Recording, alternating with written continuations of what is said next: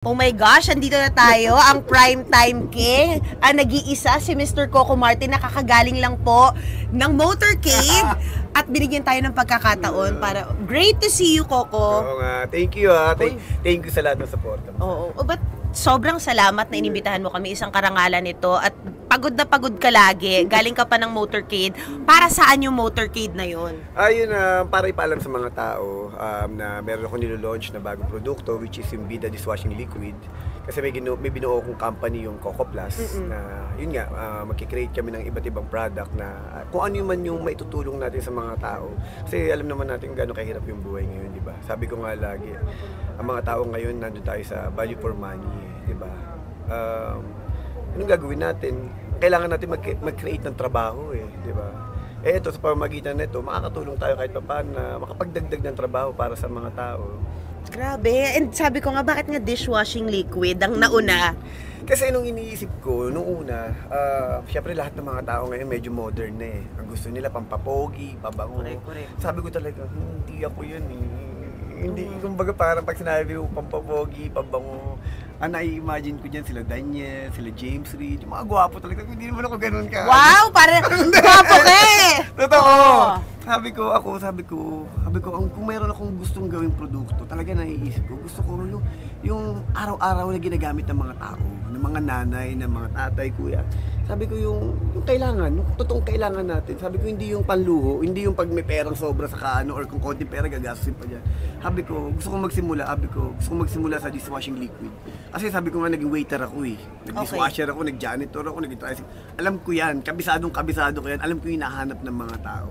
Tapos after that, ano pa yung next? Sabi ko ganun, doon tayo magsimula. Sabi ko, next ko, naisip ko mga laundry soap, pataas pa. Wow! Kumbaga, sabi ko gano'n na, simulan ko dito sa maliit na na isang produktong to, na baka sakali, sabi ko gano'n. Pero sabi ko, isa lang requirement ko.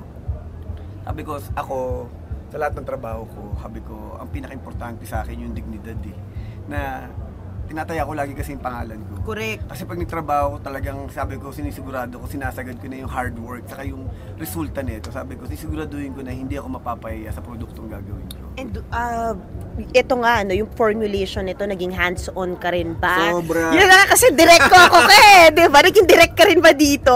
Hindi kasi talaga, sabi ko nga kahit sa probinsyano, sa Batang Quiapo, ganun pa rin. Kasi ganun talaga ako magtrabaho. Sabi ko lahat, ako naghanap ng formula, ako naghanap ng factory, ng warehouse, ako nagano ng label, lahat. Ako ang stylist, ako, lahat. Maganda. Kasi wala sabi ko ganun, mahirap kasi umasa sa iba. Mahirap iasa ang buhay sa iba. Kaya sabi ko, yung idea, yung mga natutunan ko, kasi nagko-commercial ako, nasa TV ako, lahat ako nakakaalam. Kaya sabi ko kung paano makakatipid, kung paano natin ipa-formula.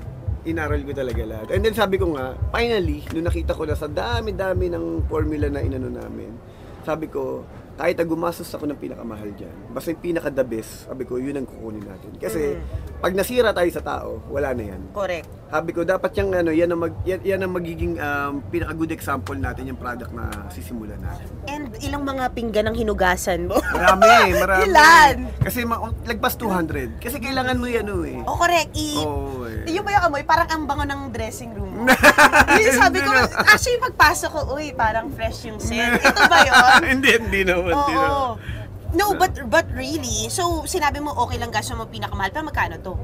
Mura. Kasi sabi ko value for money. At sinigurado ko na sobrang laki niya.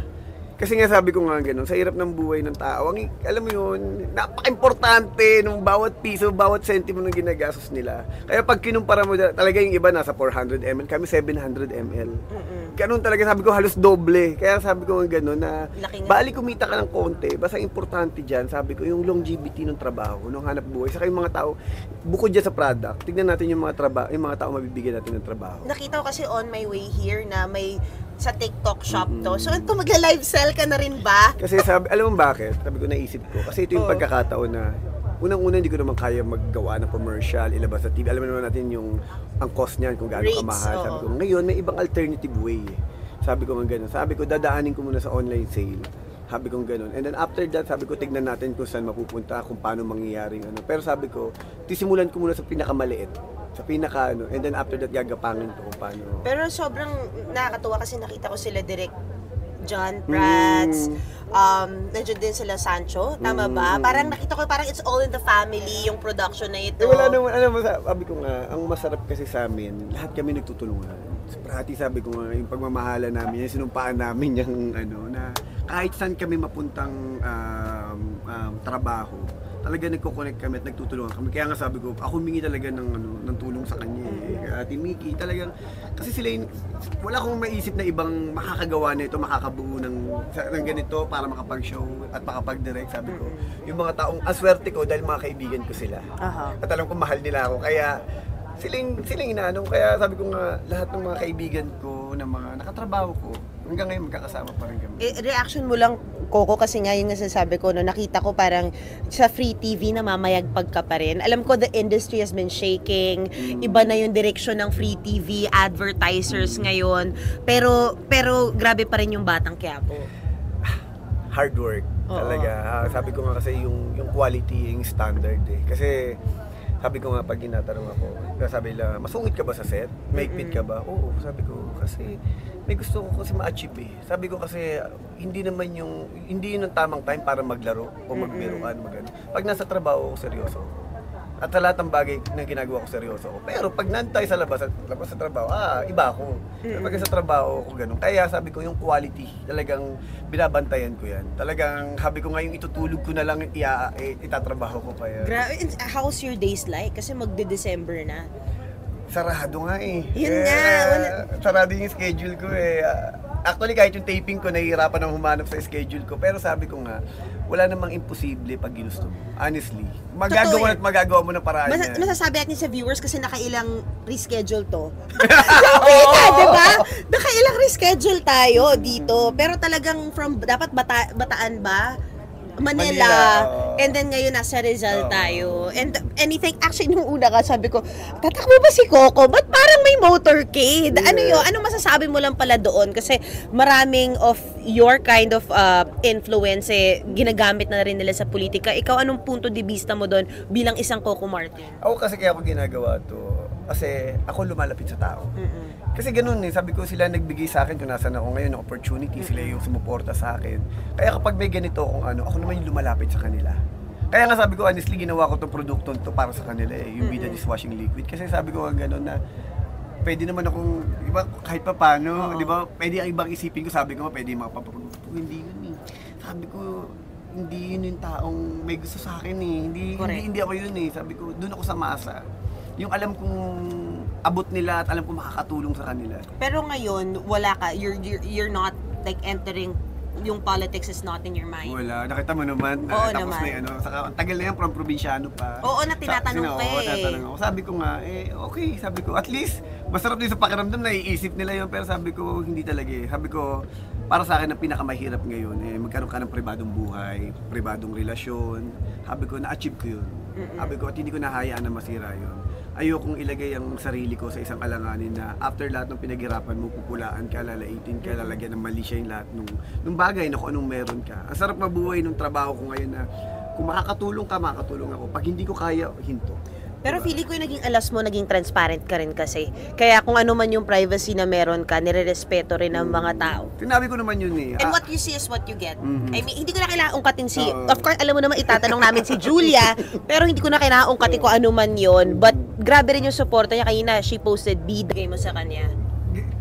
Kasi kami ni Jules siguro, alam mo, ang sarap kasi ng pakiramdam na, alam mo yung walang kompetisyon, nagsusuportahan kayo kung ano matutulong ng isa't isa. Ang sarap mabuhay na alam mo yung taong binibigyan mo ng importansya, yung taong mahal mo, sobra-sobra yung binabalik sa'yo. Now, alam mo yung, di ba sabi nga nila, ang pinakamasarap hanapin yung makakatuwang mo sa buhay mo. At ako pakiramdam ko, bukod sa lahat ng kung ano man meron ako ngayon, yun yung pinaka-masasabi kong pinaka-maswerte ako na nagkaroon ako sa buhay ko. Grabe, nahirap yun yung wavelength na meron kayo na about work kasi grabe rin yung turnover ng mga characters sa Batang Quiapo. Siya din, grabe yung, di ba, yung naging mga project niya recently from the movies to the series that she's gonna do. Diba? Parang, Actually, pag gumagawa ka siya ng pelikula, ang buong team niya, mga directors niya, co-actors niya, nag-ano kami, kakwentuhan kami. Kasi sabi ko, ang sarap eh, di ba yung para kayong partner. galing. Sabi nga nila partner, dapat partner kayo, na nagsusuportahan kayo sa kahit anong bagay na pinapasok nyo. Which is ito ngayon na may pinapasok ako, sabi ko nga, ang sarap sa pakiramdam na nakasuporta siya sa akin. Coco Asdi, anong era to? Anong era? Anong era to? Yun na nga eh, parang, domesticated. Para kasi di ba pambahay, panghugas, di ba ano susunod, panglaba? Panlaba. So ano gusto mo pala sabihin sa mga lalaki? Kasi parang napaka-macho ng tingin sa'yo bilang si Tanggol, di ba? Pero parang hindi ka nahihiya na maghugas ng plato, maglaba. Ano gusto mo sabihin sa mga lalaki tungkol doon? Hindi talaga nakakaya. Kasi sabi ko nga, normal yun. At ginagawa, ako sabi ko nga galing ako dyan. Sabi ko, nag-waiter ako, nag-dishwasher ako, nag-janitor ako, nag-tricycle driver ako. Lahat ng racket. Sabi ko, ito yung alam kong kailangan eh. Sabi ko, alam ko ito yung ginagamit eh. Hindi ako ang ano ko lang kasi, hindi ako nagpapaka-hypocrite. Hindi mataas kasi yung tira ko. Sabi ko, nandun lang ako, basic kung ano, kung saan ako nagsimula, kung ano yung alam ko. Dito lang ako. Doon lang ako sa mga taong nakakakilala, totoo, naniniwala sa akin at nagmamahal sa akin. Sana pagkatapos ito maraming maglaba at maghugas ng pinggan na boys, di ba, Coco? Unang-una, hindi nakakasira ng ano yun, hindi nakakasira ng pagkalalaki yun. Actually, nakaka-proud yun kasi yung kapag marunong ka sa gawaing bahay, alam mo, nung bata ako, yan ang unang tinuro sa akin ng lola ko. Kasi ako tagalinis ang buong bahay namin eh. Tagawalis, tagalampaso, tagalaba, tagasaing, tagapamaling. Tigas! Kasi, di ba, iba yung marunong, sabi ko, hindi nakakatanggal ng pagkamacho yan, nakakadagdag yan kasi marunong ka sa buhay. Yes. At bakit bida? Last na lang. Kasi sabi ko nga, kinonek ko siya na dahil nga sa mga show na ginagawa ko, dahil artista ako. Sabi ko, bakit ano kayo ang hirap eh, totoo lang hirap kumanap ng pangalan. Sabi ko, bida, sabi ko, para mag-represent, kasi parang sinasabi mo na parang, tayong lahat bida. Sa pagkakataong ito, ikaw ang bida. Proud ka sa ginagawa mo. Thank you so much. Last na lang, ano pala next for Batang Quiapo? Yun na lang para sa... Ay, ako. Itong November pa lang, hindi ko sasabihin na next year. Itong November pa lang, November, December, hindi hihinga. Wala akong break. Parang ako yan, sa pagkatao ko. Ang buong show, ang BQ, magugulat kayo kahit December 25, kahit... Umaatikabo. Oo. Kasi, sabi ko... Mahirapan lahat ng kalaban mo, Oo. Actually, minsan ka nag-ano nga ako na parang... siguro, sabi ko nga, like ko sabi, nagpapasalamat ako kay God kasi sa talentong ibinigay niya sa amin lahat, sa lahat ng bubuo ng Batang Quiapo. Ang sarap na, alam mo yung, hindi kayo nauubusan. Ang dami yung pwedeng ikwento, ihain sa mga manonood na alam mo yung makakapagpasaya at makakapagbigay ng inspirasyon sa kanila gabi-gabi. Thank you so much. Thank you. So, nasa Pilipinas ka lang pala. Hindi kayo mayroon akong itong November, may Australia lang. For work. TFC, Oh my God. Show lang din.